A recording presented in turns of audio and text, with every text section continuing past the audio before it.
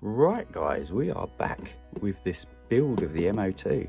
So we've seen what's inside the MO1 before. I've laid it all out and stuff like that, but these are all the bags. Oh my goodness, these are all the bags that I've got to deal with for this MO2. I imagine it's going to be very similar to the MO1, except for all of the cables that I'm going to need to run all the way to the back are going to be longer, so that's even more cables. But anyway, let's just dive in, shall we? Right, so I've opened bag X, which was all of the 130 tooth screws and screwdrivers and nuts and bolts and stuff, so that's all of them. And this is bag A, so everything on this mat is bag A. So these are going to be the axles and all the, well, all the axle components, I suppose. So I'm going to get cracking on building that. So step one is doing all of this stuff. Obviously make sure everything's in the right orientation when you put it in. So I'm going to get this time lapsed and get cracking on. Hopefully I'll be able to smash through this. I think everything's pretty clear, you know, how to build these axles. Once you've built one or two, they all sort of make sense. And then you've got a whole bunch of hangers, which is a new thing. So perhaps we will be able to get up to, I don't know, hopefully up to the motor bit, let's say, all on time lapse. So I don't know, we'll see. Let's get building this MO2.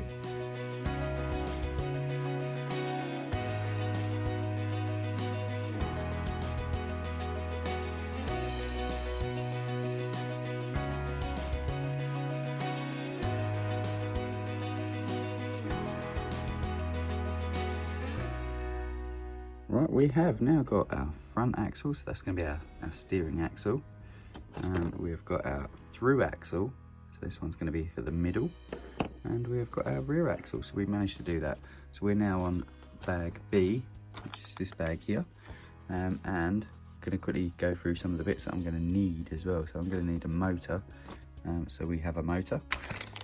Going for the same as what we went in the last MO1, because this MO2 needs quite a bit of torque, I imagine. So I'm going to go for a nice low 150 RPM. Now it's still going to be pretty quick because the wheels on it are whoppers, you know, so you could even go down to like 100 RPM, I reckon. And we're also going to need an ESC soon.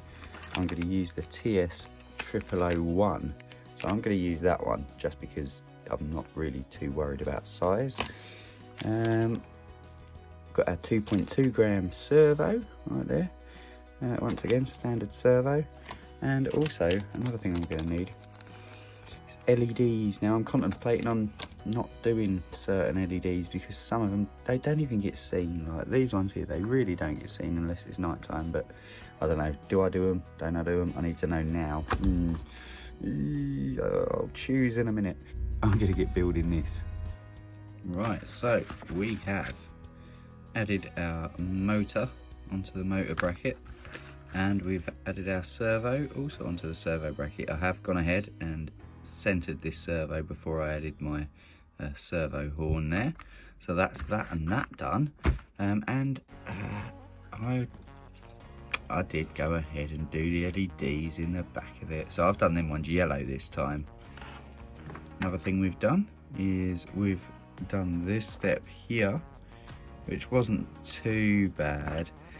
The tiny little threaded rod that you've got to screw into either one of them ends, bit of a pain, but you can get around it. I found it easier putting it into this end first and then into that end afterwards.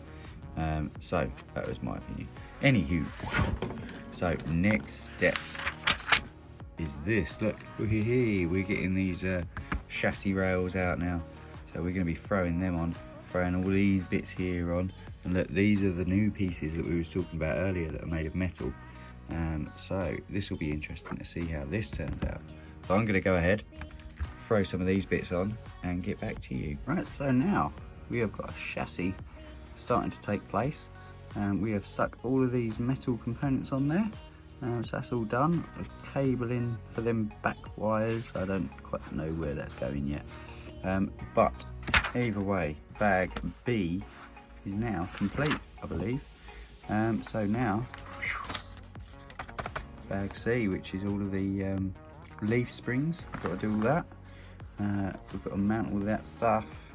Some of these shocks, get them done. All of the links, I'll probably do them off camera, and same with the drive shafts as well. So I'll go do all of that stuff off camera. Might even add them, possibly them. I don't know. Could even do that. Might do that. And that.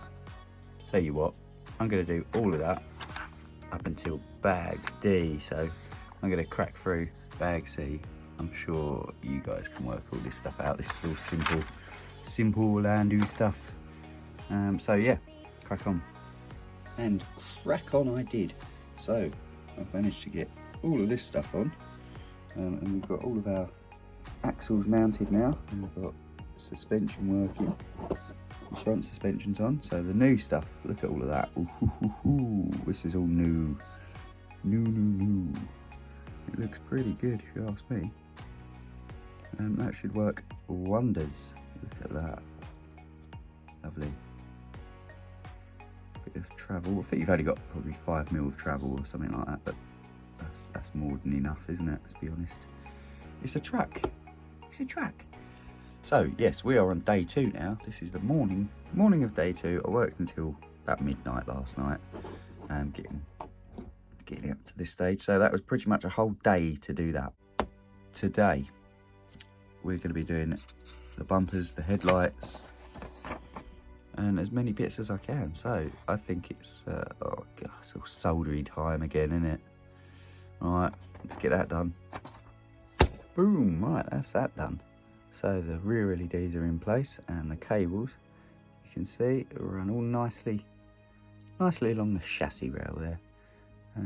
It's very tidy, very tidy. I've done some more extra bits and bobs, so I've added all of the winch and all of these bits and bobs here. Same on the other side as well. Added all of that, that's all ready and good to go. Yeah. So as you can see, I've not soldered any of the SMD LEDs yet onto the board, only because I'm not going to do that yet, because chances are I'm going to strip this down to paint it. I'm not going to paint it in this video. I've decided that would be way too long of a video. Let's just get this up and running so we can test it out, see how good it is. So what I've got to do now, I've already gone round and added 10 of these little screws to each one of these hubs, and then this is going to screw onto there, and then I've got to use a gazillion nuts and yeah, screw them in place. Then I can just connect briefly my wiring stuff, and I've only got a 2-channel receiver here. I'm waiting on a better receiver. I don't know which controller to go for, to be honest with you, but yeah, I'm literally waiting on some receivers to turn up, and then I'll be able to change it out, because 2 channels, there's no channels for lights, so that sucks. But we can get this up and running, get it going, see how it is. The wheels and tyres are now on, so is the cab, so is the back, so is pretty much everything. So we are good to go. We've crammed the electrics in there for now, just cause, like I say, I'm going to be stripping this down. But look at this beast, oh my days. It does look champion. As you can see, there's the MO1 behind it. Now they're pretty much on the same line there. You come back, look, it's not much bigger. It's not actually much bigger. You're only talking, oh, there's my finger. I don't know, probably about 15mm difference between the two. But obviously we've got this sexy 6-wheel drive going on. So now what we've got to do really is give this a test and finish this video, and then we can get on painting this bad boy up. I think, I mean, I've asked people what paint scheme and stuff, and the main thing that people keep saying is keep with the construction theme. So keep with the yellow and black. They're loving it. People love the yellow and black, so I might well paint it yellow and black, I suppose. It will be slightly different, obviously, being a different truck, but we'll try and keep a few things similar. Perhaps we'll keep the MMC on the front and the chevrons on the old bumper the same, but I don't know yet. You'll have to stay tuned for that. But yeah, let's take this out quickly, give it a quick little test.